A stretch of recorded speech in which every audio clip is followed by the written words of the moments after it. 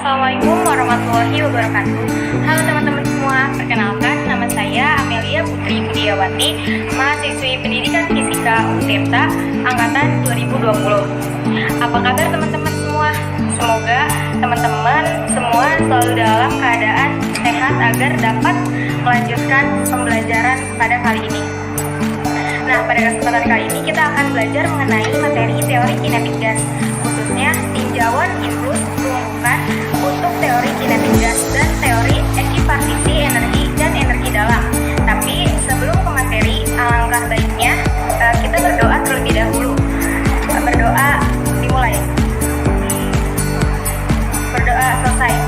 Selanjutnya mari kita simak video bersama ya. Oke teman-teman, mari kita lanjutkan pembelajaran kali ini. Di sini kita akan membahas teori kinetik gas, tetapi sebelum masuk ke dalam pembahasan utama kita tentang teori kinetik gas, kita akan sedikit membahas terlebih dahulu tentang pengertian teori kinetik gas. Nah, teman-teman ada yang tahu apa itu teori kinetik gas? Teori kinetik gas merupakan teori pertama yang menjelaskan tekanan gas berdasarkan tumbukan molekul bukan berdasarkan gaya statik yang menyebabkan molekul menjauh satu sama lain. Selanjutnya, persamaan teori kinetik gas yaitu PV sama dengan nRT, di mana P sama dengan tekanan, V volume, N jumlah mol, R tetapan, dan T suhu. Nah, dari rumus tersebut dapat kita simpulkan dengan pernyataan seperti ini: tekanan berbanding lurus dengan suhu. Artinya bahwa setiap suhu dinaikkan, maka otomatis tekanan akan meningkat. Tekanan berbanding terbalik dengan volume, artinya setiap benda yang volumenya diperbesar, maka tekanannya akan semakin mengecil. Sebaliknya, bila volume diperkecil menyebabkan tekanan semakin besar. Mengapa balon bisa meletus? Balon bisa meletus dikarenakan adanya peningkatan suhu dan tekanan gas pada balon. Jika kita meletakkan balon pada pancaran sinar matahari, maka balon akan meletus. Akibat kenaikan suhunya, hal yang sama juga terjadi saat balon dipompa terus-menerus, sehingga tekanan gas pada balon meningkat.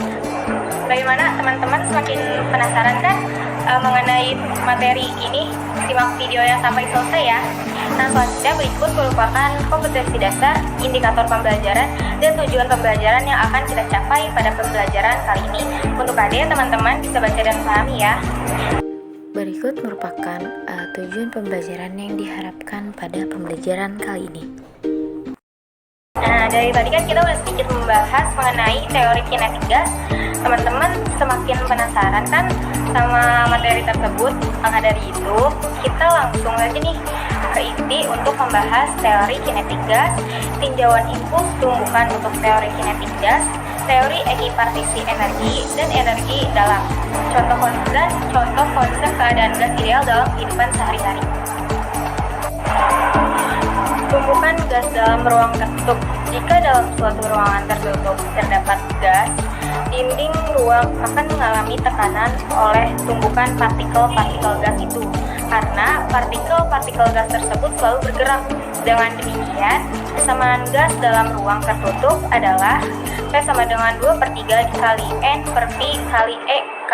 P sama dengan tekanan gas, dan N sama dengan jumlah partikel, M sama dengan massa, dan V kecepatan partikel. Sedangkan V besar volume gas. Selanjutnya kita akan membahas teori ekipartisi. Bayangkan sebuah wadah yang dilengkapi piston berisi molekul-molekul gas yang saling bergerak ke segala arah sehingga saling bertumbukan baik dengan sesama molekul maupun dengan wadah. Energi yang dimiliki molekul hanyalah energi gerak ke segala arah atau energi kinetik translasi dengan nilai EK sama dengan 1/2 kT.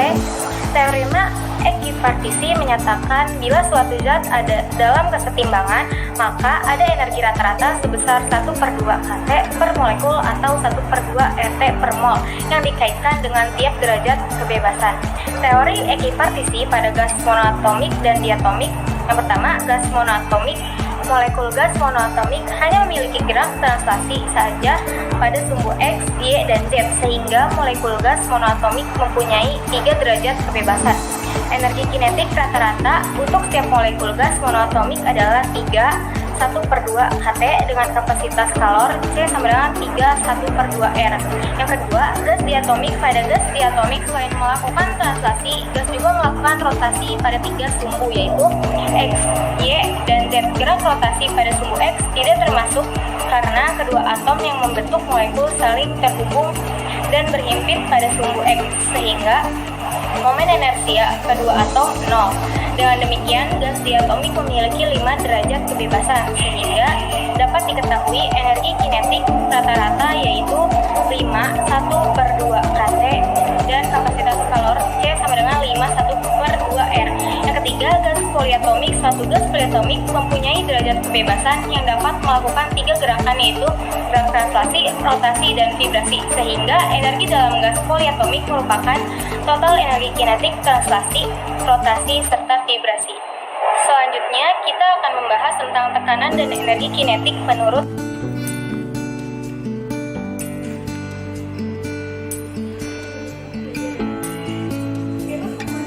teori kinetik gas.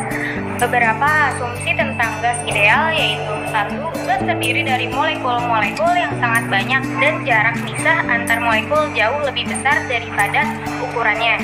Yang kedua, molekul-molekul memenuhi hukum gerak Newton, tetapi secara keseluruhan mereka bergerak lurus secara acak dengan kecepatan tetap. Yang ketiga, molekul-molekul mengalami tumbukan lenting sempurna satu sama lain dan dengan dinding wadahnya. Yang keempat, gaya-gaya antar molekul dapat diabaikan kecuali selama satu tumbukan yang berlangsung sangat disingkat. Selanjutnya, energi dalam suatu gas ideal didefinisikan sebagai jumlah energi kinetik seluruh molekul gas yang terdapat di dalam wadah tertutup. Nah, berikut merupakan persamaan. Kalian bisa lihat.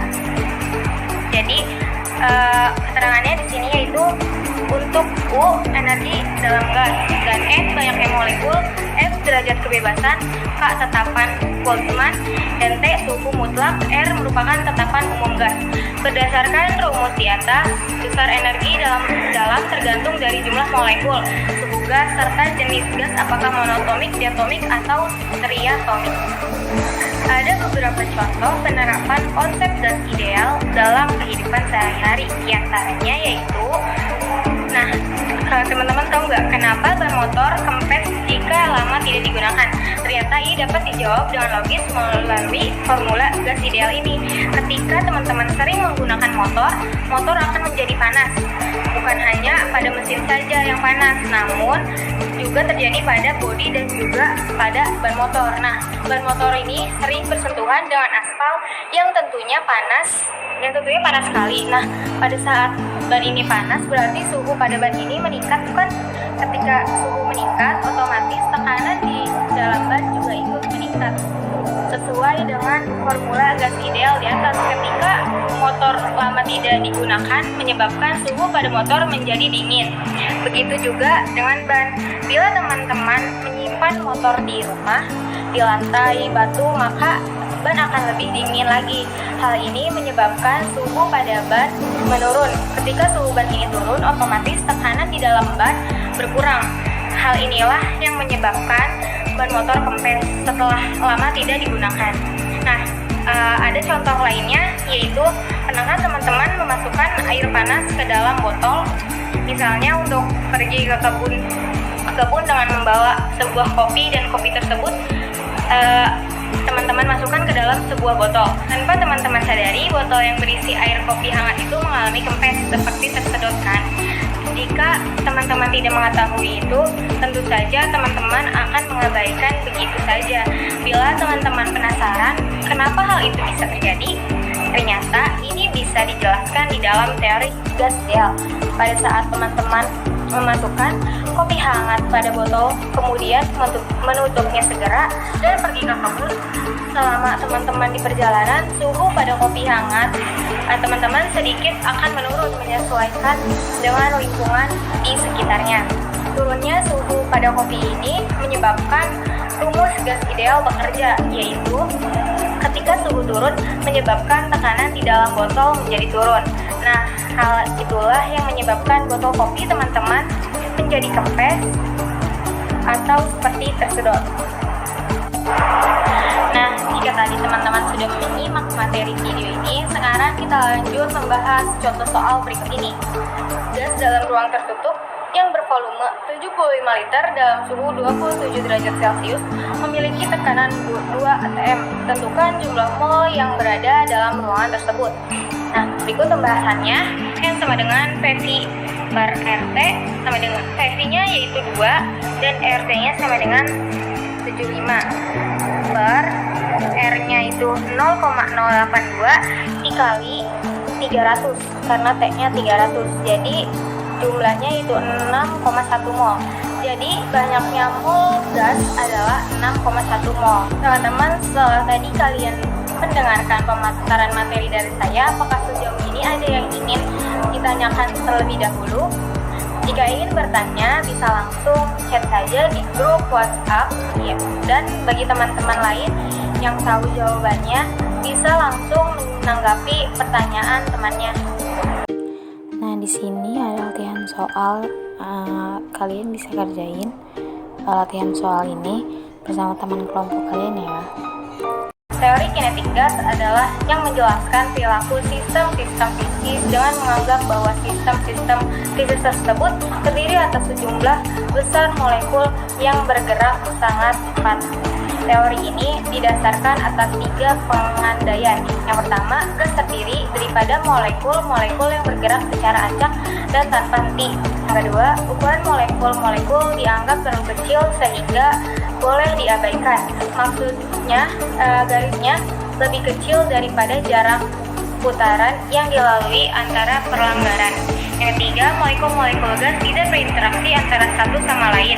Dapat kita ketahui bahwa sifat gas itu terdiri atas partikel dalam jumlah yang banyak yang disebut molekul. Partikelnya bergerak secara acak atau sembarang. Tidak ada gaya tarik-menarik antar partikel yang satu dengan partikel yang lain. Selama waktu tumbukan antar satu partikel dengan partikel yang lain berlangsung sangat singkat. Macam-macam gas yaitu monoatomik, diatomik, dan poliatomik. Sebelum mengakhiri pelajaran kali ini, marilah kita berdoa terlebih dahulu. Berdoa dimulai. Berdoa selesai. Nah, itulah tadi video pembelajaran yang dapat saya sampaikan mengenai teori kinetik gas. Semoga apa yang saya sampaikan dapat bermanfaat untuk kita semua. Tetap semangat dan jaga kesehatan ya teman-teman. Terima kasih. Wassalamualaikum warahmatullahi wabarakatuh.